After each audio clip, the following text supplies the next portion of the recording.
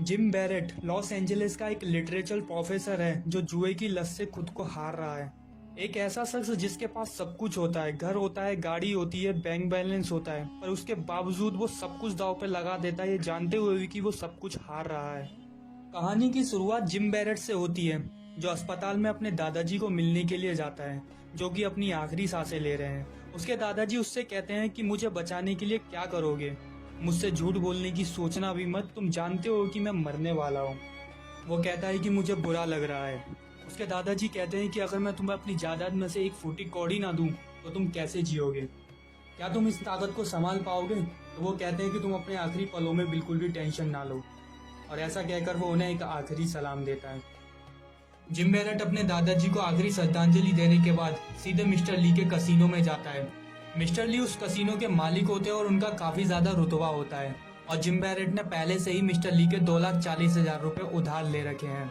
Gym Barrett के पास 10,000 रुपए का कैश होता है, जिसे काउंटर पर जाकर वो चिप खरीद लेता है और जाकर के सामने वाली टेबल पे बैठ जाता है और अपने 10,000 रुपए की चिप की दाव पे लगाता है। उसकी किस्मत अच्छी होती है, इसलिए वो उन 10,000 रुपए को जीत जाता है और 20,000 रुपए आते हैं उस पर। उसके बाद वो उस 20,000 का भी दाव लगाता है और फिर 40,000 जीत जाता है, क्योंकि जिम बैरेट एक ऐसा शख्स है, वो जब तक खेलता रहता है जब तक कि उसके पास एक फूटी कौड़ी ना बचे, और जीतते जीतते वो एक बार में फिर सब कुछ हार जाता है।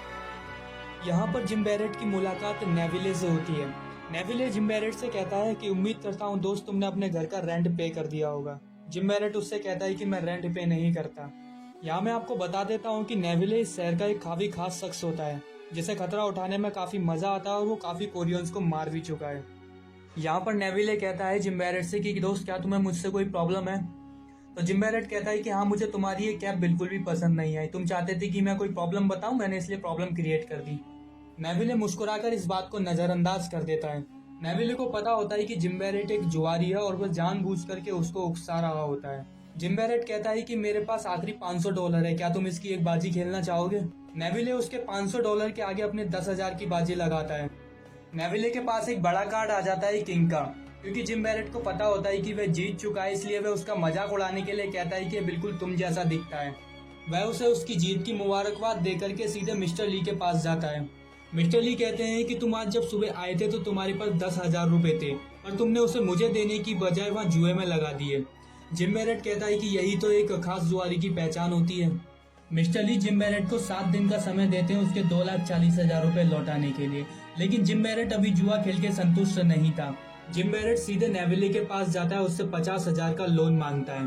क्योंकि नेविले को रिस्क लेना पसंद होता है, इसलिए वह उसे 20% ब्याज पर देने का ऑफर देता है, जिसे जिम बैरेट मंजूर कर लेता है और उसे 50,000 रुपए मिल जाते हैं। जिम बैरेट उन 50,000 में से 40,000 रुपए की चिप खरीदता है और उसे एक टेबल पर ले जाकर बैठ जाता है, जहाँ पर वो लेडी दाव लगा रही होती है। वहाँ पर वो पूरे 40,000 रुपए का दाव खेलता है और जीत जाता है। उसके बाद वो उन पूरे 80,000 रुपए का दाव लगाता है, तो वो लेडी घबरा जाती है। जिम बैरेट उसे समझाता है कि तुम डरो मत, इस गेम में कोई लिमिट नहीं होती है। तो वह लेडी उसे समझाती है कि ये तुम्हारे भले के लिए है, और जिम बैरेट हंसने लगता है और कहता है कि ये भला बुरा मैं अपने आप सोच सकता हूँ, और यहाँ पर कोई भी अपने भले के लिए नहीं आता है। क्योंकि जिम बैरेट अब 1,60,000 रुपए जीत चुका होता है, इसलिए वो उनको 1,60,000 रुपए की चिप को रॉलेट पर ब्लैक कलर पर लगा देता है। रॉलेट में ब्लैक की जगह रेड आता है और वो उन पूरे 1,60,000 रुपए को भी हार जाता है।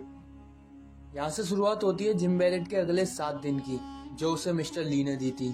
क्योंकि जिम बैरेट एक लिटरेचर प्रोफेसर होता है, इसलिए नेक्स्ट डे उसे क्लास में दिखाया जाता है, जहाँ पर वो अपने स्टूडेंट्स को शेक्सपियर के एक चैप्टर पर लेक्चर दे रहा होता है। अब वो अपनी थ्योरी समझाने के लिए डेक्स्टर को खड़ा करता है और कहता है Dexter 2nd rank tennis player है, सिर्फ यहाँ इस कॉलेज का ही नहीं बल्कि ऑल ओवर वर्ल्ड का।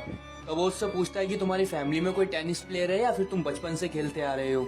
डेक्स्टर कहता है कि मैंने 5 साल पहले हाई स्कूल से खेलना शुरू किया था।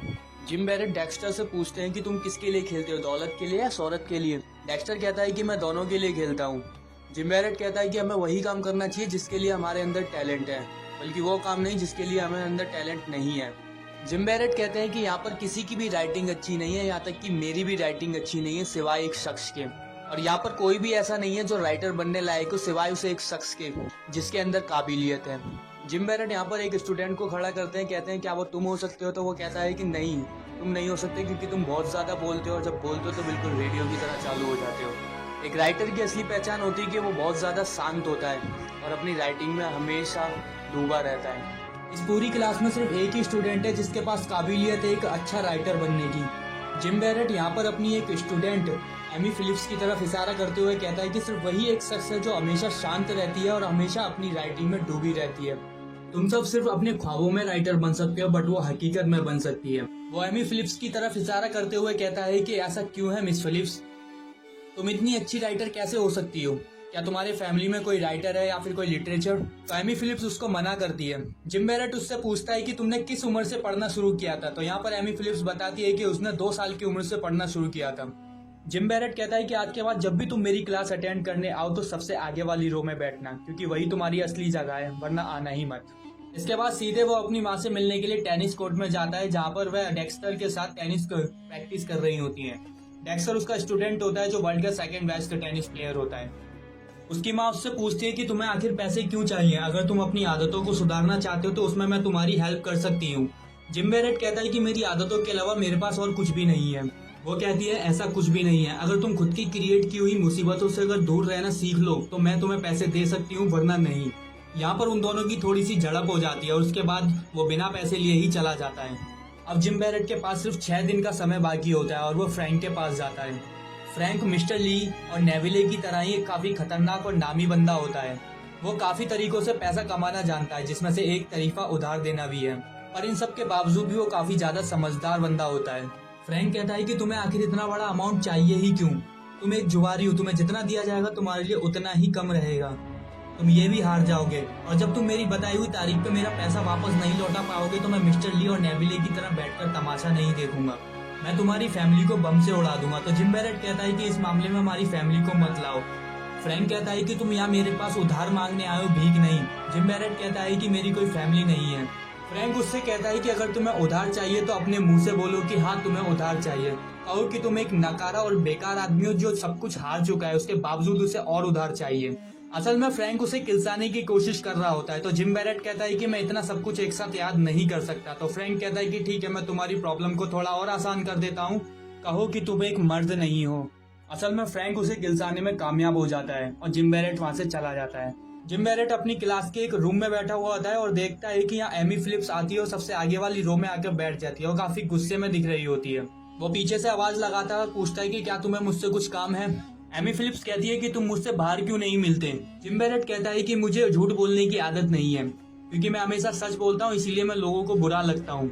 एमी फिलिप्स उससे कहती है कि क्या तुम मुझसे कुछ कहना चाहते हो? अगर कहना चाहते हो तो प्लीज मुझसे कह दो, क्योंकि तुम जब भी बोलते हो तो सही बोलते हो। जिम बैरेट उससे कहता है कि तुम यहाँ से अभी के अभी चली जाओ, क्योंकि शायद वो अकेला रहना चाहता था। लेकिन एमी फिलिप्स नहीं जाती और वो जाती भी है तो जाकर के उसकी लिखी हुई नोवेल को उठा लाती है। असल में जिम बैरेट ने एक नॉवल लिखी थी, बट वह उस पर अपना नाम नहीं लिखना चाहता था, क्योंकि वह नहीं चाहता था कि उसका नाम हो। एमी फिलिप्स उससे जिद करती है कि वह उस नॉवल पे अपना नाम लिखे और अपने साइन करे, और एमी फिलिप्स जिद करके उस पर उसके साइन और नाम लिखवा लेती है। एमी फिलिप्स उसे अपने साथ बाहर जाने के लिए ऑफर करती है, बट वो मना कर देता है। वो कहता है कि उन्हीं में से एक चीज है जो मैं अब नहीं करता। जिम बैरेट के पास अब सिर्फ 5 दिन बचे हुए हैं और यहाँ पर उसको नेविले का कॉल आता है। तो वो कॉल अटेंड करके कहता है कि मैं एक भिखारी बोल रहा हूँ और बताओ तुम्हें क्या चाहिए मुझसे। तो नेविले कहता है कि मैं तुम्हारी बुक पढ़ रहा हूँ और ये सच में काफी काबिल तारीफ है। बैरेट कहता है तो ठीक है, तुम उसे मुझसे खरीद लो, उस पर एक फिल्म डायरेक्ट करो, शायद वो तुम्हारा पैसा चुका सके। तो नेविले कहता है कि ये इतनी काबिल तारीफ नहीं रहेगी। नेविले कहता है कि तुम फ्रैंक के पास उधार मांगने गए थे और उसने तुम्हें उधार दिया नहीं। जिम बैरेट कहता है कि वो तो उधार देना चाहता था, पर मैंने ही उधार नहीं लिया। तो नेविले कहता है कि शायद तुम्हें उसकी शर्तें मंजूर नहीं थी। वो कहता है कि हाँ। नेविले कहता है कि मैंने यहाँ कोई धर्मशाला नहीं खोल रखी और मैंने जो कैश दिया था वो मुझे वापस चाहिए और इसके लिए मैं तुम्हारी कार ले जा रहा हूँ। यहाँ जिम बैरेट को हम अपनी क्लास में देखते हैं, जहाँ पर वो लोगों को समझा रहा होता है कि वो थोड़ा सा इंटरेस्ट ले और जो बता रहा है उसको नोट करते रहें, क्योंकि वहाँ पर उसका कोई भी स्टूडेंट उसमें बिल्कुल भी इंटरेस्ट नहीं ले रहा था। दूसरी तरफ लमार जो बार बार अपना फोन निकालकर उसमें चैटिंग करने लग जाता था, तो वो उसको समझाता है, उसको डांटता है कि प्लीज 1 घंटे के लिए यहाँ पर ध्यान दे लो, क्योंकि कॉलेज चाहता है कि मैं तुम्हें पास कर दूं ताकि तुम बाहर जाकर के सिर्फ अपनी बास्केटबॉल खेलते रहो। जिम बैरेट यहाँ पर अपनी क्लास को खत्म करता है और लमार को छोड़कर बाकी सबको बाहर जाने के लिए कहता है। लमार उससे कहता है कि सिर्फ आप ही की जिंदगी में प्रॉब्लम्स नहीं है, मेरी भी लाइफ में कुछ प्रॉब्लम्स हैं और मैं इस बारे में बात करना ही वाला था क्योंकि मैं किसी और से इस बारे में बात नहीं कर सकता। वो कहता है कि उसे कोई सेलिब्रिटी नहीं बनना और ना ही उसे लमार बनना है द बास्केटबॉल चैंपियन। वो सिर्फ एक नॉर्मल लाइफ जीना चाहता है, बट उसका कोच इस बात को नहीं समझता और उससे दिन रात मेहनत करवाता है। लमार कहता है कि मुझे प्रो बनना है, बट मेरे पास इतना ज्यादा वक्त नहीं है क्योंकि मेरे घुटने में प्रॉब्लम है। वो कहता है कि मैं ये नहीं बता सकता कि मुझे मेरी माँ का ऑपरेशन कराना है या मेरी छोटी बहन चल नहीं पाती, मैं सिर्फ ये बता सकता हूँ कि मेरे घुटने में तकलीफ है। वो चाहते हैं कि मैं अगले साल भी बास्केटबॉल खेलूं, लेकिन मैं अभी भी जूनियर ही हूँ। जिम बैरेट थोड़ा परेशान होता है कि उसे समझ नहीं आ रहा होता है कि वो अपना उधार कैसे चुका है। वो साथ ही साथ लमार के लिए भी परेशान होता है। जिम बैरेट टॉयलेट में बैठकर लमार का मैच देख रहा होता है। इतने में उसकी माँ आ जाती है और वो उससे पूछती है कि तुमने इस पर भी मैच लगाया है। तो इतने में जिम बैरेट कहता है कि मैं इस पर पैसा क्यों लगाऊंगा, वो एक मेरा स्टूडेंट है और ये बिल्कुल भी सही नहीं होगा। असल में नेविले ने उसकी माँ को फोन करके सब कुछ बता दिया होता है कि उसके बेटे ने उससे उधार लिया हुआ है और वो उसको चुका नहीं पा रहा है। इस पर उसकी माँ उसकी हेल्प के लिए आई हुई होती है। वो उससे पूछते हैं कि अगर तुम उसका उधार नहीं चुका पाए तो वो तुम्हारे साथ क्या करेगा। वो कहता है कि वो मुझे मारेंगे, मेरी प्रॉपर्टी को हत्या लेंगे और साथ ही साथ मेरी फैमिली को भी परेशान करेंगे। ऐसा सुनकर के उसकी माँ को बहुत गुस्सा होता है और वो उसे जोरदार थप्पड़ मारती है। जिम बैरेट कहता है कि तुम्हारे ऐसा कर देने से मैं सुधर नहीं जाऊंगा। हर किसी की जिंदगी में एक समय आता है जब वह अपने आप सुधर जाता है। मैं भी एक टाइम के बाद सब कुछ ठीक कर दूंगा। वह उसे अपने साथ बैंक आने के लिए कहती हैं ताकि वो अपने बैंक से पैसे निकाल करके उसे मदद के लिए दे सकें। और वो साथ ही साथ ये भी कहती है कि मैं आखिरी बार तुम्हारी हेल्प कर रही हूँ, इसके बाद अपनी मनहूस शकल मत दिखाना। वो 2,60,000 रुपए उस बैंक से निकालती है और उसको पकड़ा देती हैं। एमी फिलिप्स ड्राइव करके कहीं जा रही होती है। वो देखती है कि जिम बैरेट वहाँ एक बेंच पर बैठा हुआ है।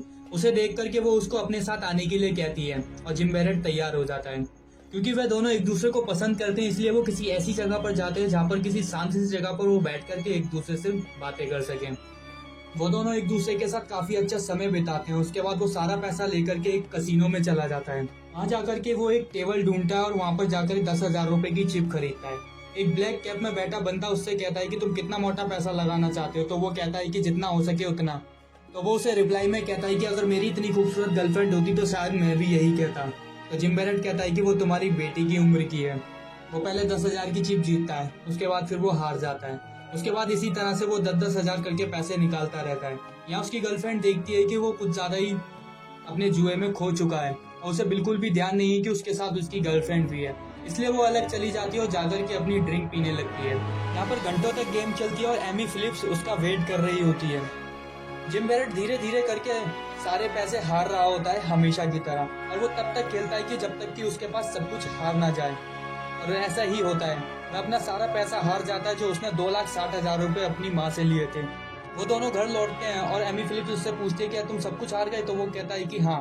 वो कहता है कि मेरा एक स्टूडेंट है जो कहता है कि मुझे हर चीज में जीत दिखाई देती है या फिर उसके बाद मौत, और मैं भी कुछ ऐसा ही हूँ, मुझे हर चीज में जीत दिखाई देती है और अगर कोई हार जाता है तो इसमें इतना ज्यादा परेशान क्या होना। और एमी फिलिप्स उसे किस कर लेती है। अब जिम बैरेट के पास सिर्फ 3 दिन का समय होता है।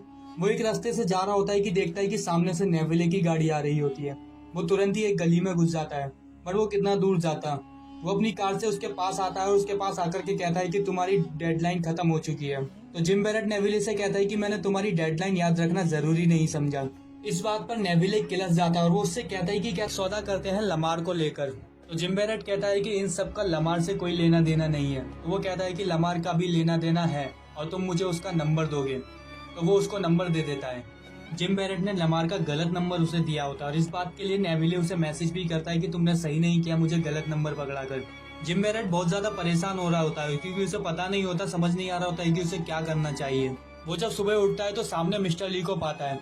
मिस्टर ली उससे पूछते हैं कि तुम उसका उधार कैसे चुकाओगे। तो जिम बैरेट कहता है कि मैं नहीं जानता, मैं इसमें फंस चुका हूँ और अगर तुम चाहते हो कि मैं इससे बाहर निकलूं और लोगों का उधार चुका सकूं तो मुझे और उधार दो। उन्हें कुछ भी समझ नहीं आ रहा होता है कि वो उसके साथ क्या करे। वो उसे थोड़ा मारते पीटते हैं, टॉर्चर करते हैं, उसके बाद वहाँ से चले जाते हैं। वो एक दुकान पर आता है और उससे कहता है कि मैं ये घड़ी बेचना चाहता हूँ। ये घड़ी बिल्कुल नई है क्योंकि तुम्हारी गुडविल भी अच्छी है, इसलिए किसी को शक भी नहीं होगा, इसलिए तुम इस घड़ी को ले लो। वह दुकानदार से कहता है कि पहले मेरी एक बात सुन लो, क्योंकि मैं जो एक बार रेट बताऊंगा तो उसमें हाँ या ना में जवाब देना। मैं यहाँ कहता है कि चलो ठीक है, लेकिन अपना दाम तो बताओ। तो वो कहता है कि घड़ी 6,000 रुपए की, मैं तुमसे 3,500 रुपए मांग रहा हूँ, हाँ या ना में जवाब दो। दुकानदार थोड़ी देर सोचता है और फिर उससे कहता है कि मैं इसके 1,000 रुपए दे दूंगा। जिम बैरेट समझ जाता है कि उसे समझाने का कोई भी फायदा नहीं है, वो उसको वो दाम नहीं देने वाला, इसलिए वो वहां से चुपचाप चला जाता है। वो दुकान से बाहर आ जाता है। उसके पीछे पीछे दुकानदार भी आता है, उससे कहता है कि मैं इसके 2000 रुपए दे दूंगा और इससे ज्यादा कोई भी दुकानदार तुम्हें नहीं देगा। तो इस बात पर वो मुड़कर आता है और जिम बैरेट उससे कहता है कि मैंने तुमसे पहले ही कहा था कि मुझे कोई बहस नहीं चाहिए। वो वहां से चलने ही लगता है कि देखता है कि सामने से नेविले की गाड़ी आती है और उसे किडनैप करके अपने अड्डे पर लेके जाते हैं उसे। नेविले उसे एक कुर्सी से बांध देता है और उससे कहता है कि ये तुमने बिल्कुल भी सही नहीं किया और मुझे पता है ये तुमने जानबूझ करके नहीं दिया था, गलती से तुमने मुझे गलत नंबर पकड़ा दिया। तो जिम बैरेट कहता है कि मैंने गलती से नहीं जानबूझ करके तुम्हें गलत नंबर दिया था। तो इस बात पर नेविले कहता है कि अब मेरा आदमी तुम्हें एक असली चीज देगा और उसे एक जोरदार पंच मारते हैं। वो उससे कहता है कि अगर तुमने लमार को मैच फिक्सिंग के लिए नहीं बनाया तो मैं तुम्हारी गर्लफ्रेंड को मार दूंगा, उसके बाद तुझे भी। नेविले चाहता है कि वो लमार को मना ले मैच फिक्सिंग के लिए, क्योंकि वो एक बास्केटबॉल चैंपियन है और नेविले उस पर पैसे लगाकर जीतना चाहता है। जिम बैरेट अपना सामान इकट्ठा कर रहा होता है, इतने में वो देखता है कि उसकी गर्लफ्रेंड एमी फिलिप्स भी वहां पर आ जाती है और वो उससे पूछती है क्या तुम्हें उसने मारा। तो वो कहता है कि तुम्हें इससे कोई मतलब नहीं है और कि तुम मेरी गर्लफ्रेंड हो, मेरी बीवी नहीं। वो उससे कहता है कि वो उसे गुड बाय बोल दे, क्योंकि वो वहां से जाना चाहता है। वो उससे कहता है कि अगर मैं तुम्हारे दरवाजे पर वापस आ गया तो समझ लेना कि सब कुछ ठीक हो गया, अगर मैं नहीं आ पाया तो समझ लेना कि कुछ भी ठीक नहीं था और मैं मर गया।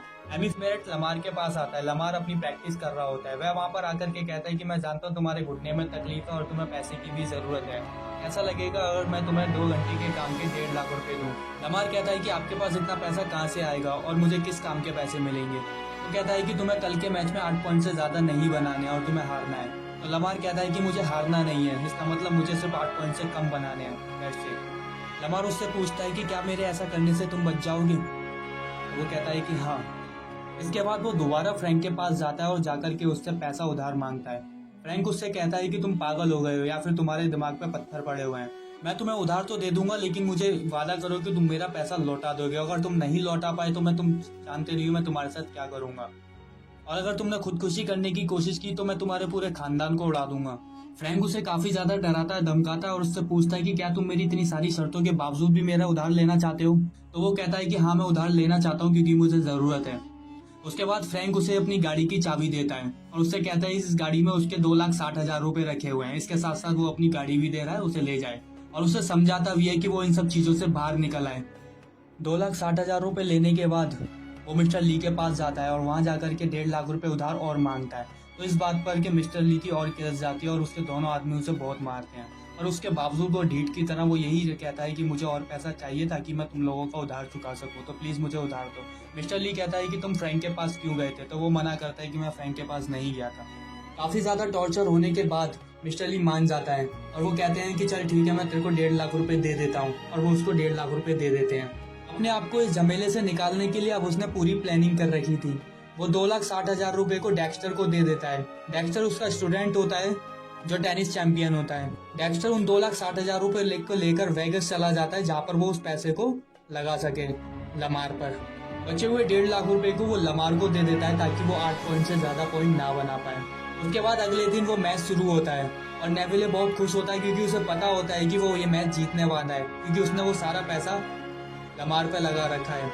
लमार शुरू में तो लगातार पॉइंट करके सबको डरा देता है और नेविले भी डर जाता है कि वो सोचता है कि मैंने सारा पैसा इस पर लगा रखा है, मैं बर्बाद हो जाऊंगा।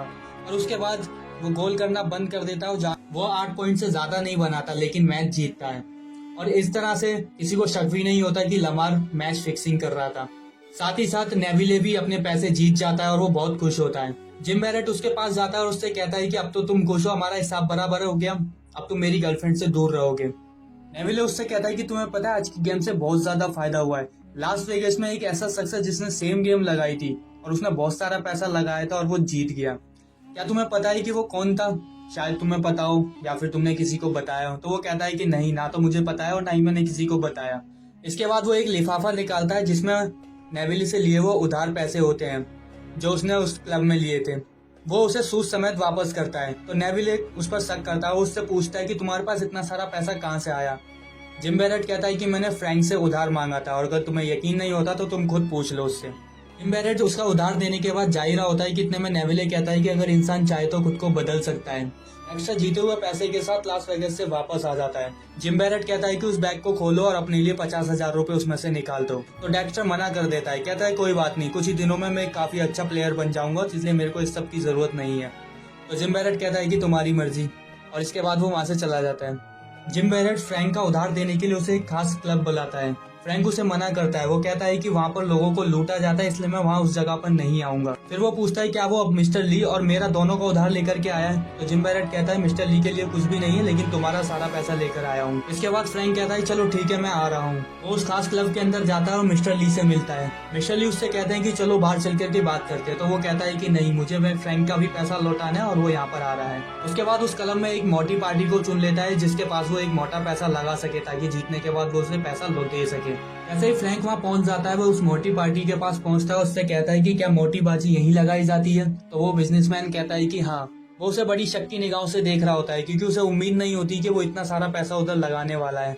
जिम बैरेट बैग से सारा पैसा निकालता है, उसकी टेबल के आगे रख के कहता है कि इस सारा का सारा पैसा ब्लैक पर लगा दो। ये देख करके उस पूरे क्लब का अटेंशन उस पर आ जाता है और वो बिजनेसमैन उसको इजाजत दे देता है और डील डन करता है। जैसे ही रोलेट घुमाया जाता है, सबकी सांसें अटक जाती हैं, और खास तौर पर जिम बैरेट की, क्योंकि यही चांस होता है उस पे दोनों का पैसा उधार चुकाने का। जिम बैरेट की किस्मत अच्छी होती है और इस बार ब्लैक ही आता है और वो पैसा जीत जाता है और उसके सांस में सांस आती है। वो पीछे मुड़ता है और उस बिजनेसमैन से कहता है कि मैं गैम्बलर नहीं हूँ, ये पैसा मैंने फ्रैंक की तरफ से लगाया था।